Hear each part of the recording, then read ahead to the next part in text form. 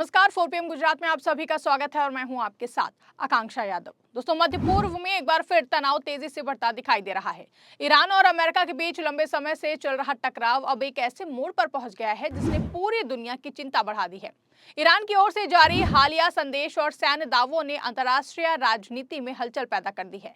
Iran ने दावा किया है कि उसने क्षेत्र में मौजूद अमेरिकी सैन्य ठिकानों और जहाजों को निशाना बनाया है।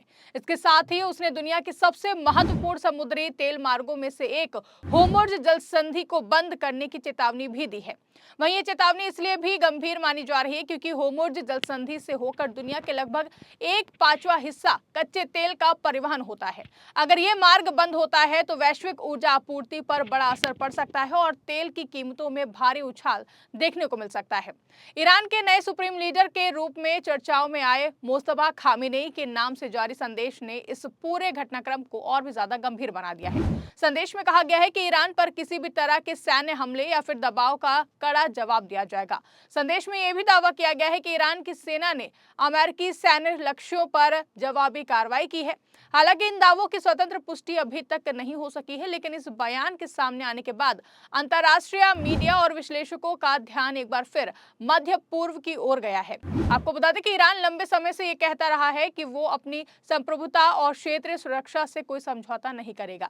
ईरान की सत्ता संरचना में सुप्रीम लीडर की भूमिका बेहद महत्वपूर्ण होती है और उसके नाम से जारी बयान को देश की रणनीतिक नीति का संदेश माना जाता है। ईरान की ओर से जारी बयान में कहा गया है कि उसने क्षेत्र में मौजूद अमेरिकी सैन्य ठिकानों और नौसैनिक संसाधनों को निशाना बनाया है। ईरान का दावा है कि उसकी कार्रवाई में एक अमेरिकी विमान वाहक पोत को नुकसान पहुंचाया गया है। जिस जहाज का नाम लिया गया है वो अमेरिकी नौसेना का विमान वाहक पोत यूएसएस अब्राहम लिंकन है और ये पोत अमेरिका के सबसे शक्तिशाली युद्धपोतों में से एक माना जाता है। अक्सर मध्य पूर्व में अमेरिकी नौसैनिक उपस्थिति का प्रमुख हिस्सा रहता है। ईरान के अनुसार हमले के दौरान अमेरिकी सैन्य विमानों को हवा में ईंधन देने वाले एक टैंकर विमान को भी निशाना बनाया गया है। ये विमान बोइंग KC-135 स्ट्राटो टैंकर प्रकार का बताया गया है। ईरान का कहना है कि इस हमले में अमेरिका सेना को नुकसान हुआ है और कुछ सैनिक मारे गए हैं। आज सत्ता की आंखों में आंख डालकर पत्रकारिता करना मुश्किल हो गया है। हम पर मुकदमों से लेकर चैनल को बंद करने का दबाव बनाया जा रहा है। मुश्किल दौर है, लेकिन हम हार नहीं मानेंगे। इसीलिए 4PM को ज्यादा से ज्यादा ज्वाइन करें और स्वतंत्र पत्रकारिता को जिंदा रखने के लिए जितना हो सके हमारा आर्थिक सहयोग करें। उम्मीद है कि आपके सपोर्ट से ये जंग भी हम जीत जाएंगे। हालांकि अमेरिकी अधिकारियों की ओर से इन दावों की कोई भी पुष्टि नहीं की गई है। कई अंतर्राष्ट्रीय मीडिया संस्थानों का कहना है कि इस तरह के दावों की स्वतंत्र जांच अभी जारी है। अमेरिका ने ईरान के दावों पर अभी तक विस्तृत प्रतिक्रिया नहीं दी है, लेकिन अमेरिकी रक्षा विभाग की ओर से संकेत दिया गया है कि क्षेत्र में उनकी सेना पूरी तरह सतर्क है। अमेरिका ने पहले भी कई बार कहा है कि वो अपने सैनिकों और सहयोगियों की सुरक्षा के लिए हर जरूरी कदम उठाएगा। अमेरिका और ईरान के बीच तनाव का इतिहास कई दशकों पुराना है। 1979 की ईरानी क्रांति के बाद से दोनों देशों के रिश्ते बेहद ही तनावपूर्ण रहे हैं। समय समय पर यह तनाव सैन्य टकराव के करीब भी पहुंचा है। मध्य पूर्व में अमेरिकी सैन्य मौजूदगी का मुख्य उद्देश्य क्षेत्र में स्थिरता बनाए रखना और अपने सहयोगी देशों की सुरक्षा करना बताया जाता है। वहीं ईरान इसे अपने खिलाफ दबाव की रणनीति मानता है। ईरान की ओर से दी गई सबसे गंभीर चेतावनी होर्मुज़ स्ट्रेट को बंद करने की है। आपको बता दें कि ये जल संधि फारस की खाड़ी को ओमान की खाड़ी और अरब सागर से जोड़ती है। दुनिया के सबसे बड़े तेल उत्पादक देश जैसे कि सऊदी अरब, इराक, कुवैत और संयुक्त अरब अमीरात अपने तेल का बड़ा हिस्सा इसी मार्ग से निर्यात करते हैं। विशेषज्ञों के अनुसार दुनिया में समुद्री रास्ते से भेजे जाने वाले कच्चे तेल का लगभग 20% हिस्सा इसी जल संधि से गुजरता है। इस कारण इसे वैश्विक ऊर्जा आपूर्ति की जीवन रेखा माना जाता है। वहीं अगर ये मार्ग किसी कारण से बंद हो जाता है तो तेल की कीमतों में अचानक भारी उछाल आ सकता है। इससे दुनिया की अर्थव्यवस्था पर व्यापक असर पड़ सकता है। ईरान की चेतावनी के बाद अंतर्राष्ट्रीय तेल बाजारों में अस्थिरता की आशंका बढ़ गई है। निवेशक और ऊर्जा कंपनियां इस स्थिति पर करीबी से नजर रखे हुए हैं। अगर होर्मुज़ जल संधि में जहाजों की आवाजाही बाधित होती है तो तेल की आपूर्ति कम हो सकती है। इससे होटल, डीजल और अन्य ऊर्जा उत्पादों की कीमतों पर असर पड़ सकता है, जिसको लेकर विशेषज्ञों का कहना है कि तेल की कीमतों में अचानक वृद्धि से वैश्विक महंगाई भी बढ़ सकती है। ऊर्जा लागत बढ़ने से परिवहन उद्योग और खाद्य खाद्य उत्पादन पर भी प्रभाव पड़ता है। भारत जैसे देशों के लिए ये स्थिति खास तौर पर महत्वपूर्ण है, क्योंकि भारत अपनी ऊर्जा जरूरतों का बड़ा हिस्सा आयातित तेल से पूरा करता है। ईरान और अमेरिका के बीच बढ़ता तनाव केवल दो देशों तक अब सीमित नहीं रहा है, इसका असर पूरे मध्य पूर्व क्षेत्र की सुरक्षा पर पड़ सकता है।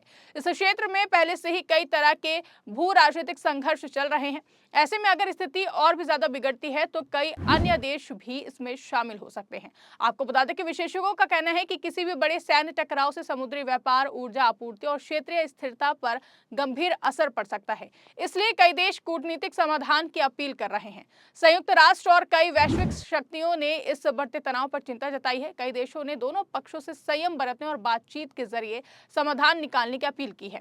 अंतर्राष्ट्रीय विश्लेषकों का मानना है कि सैन्य टकराव से स्थिति और भी ज्यादा जटिल हो सकती है, इसलिए कूटनीतिक प्रयासों को प्राथमिकता देना जरूरी है। यूरोप और एशिया के कई देश भी इस स्थिति पर नजर बनाए हुए हैं, क्योंकि उनका आर्थिक हित मध्य पूर्व की स्थिरता से जुड़ा हुआ है।